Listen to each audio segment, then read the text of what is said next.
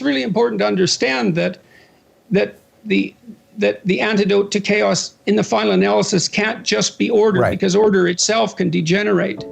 And so I believe that the antidote is active engagement with the world, honest, active engagement with the world, truth. And I think it's also truth motivated by love, which is a motif that runs through this second book in particular. And love is the desire for all things to flourish. You know, in Christ says that you should love your enemies, and what does that mean? And it's really worth thinking about.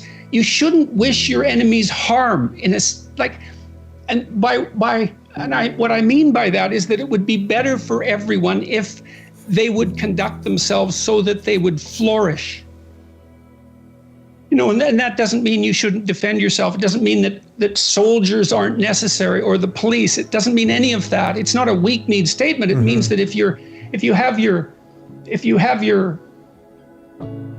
yourself pointed in the right direction, you don't wish an excess of harm on the world. You want it to flourish. That's love. So you orient yourself that way. And I do believe that requires a certain courage, because the world is so flawed and so painful. There's so much suffering in it. It's very difficult to fall in love with it.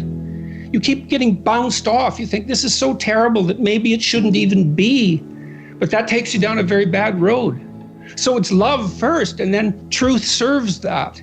And I do think that's the motif that runs through the Old and New Testaments, the combination of those two things.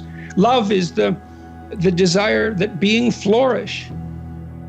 And I do believe that truth serves that. Well, that's No, please finish your thought. Well, I also think that people find meaning in that. And everyone can answer this for themselves. It's like you have to watch and you have to see where it is that you find the meaning that sustains your life. And I would say it's certainly not been my experience that people find that in deceit or hatred. I mean, they may be tempted by that. They may have their reasons for it, but everyone is ashamed of that and wishes it could be otherwise, even if they don't know what to do about that.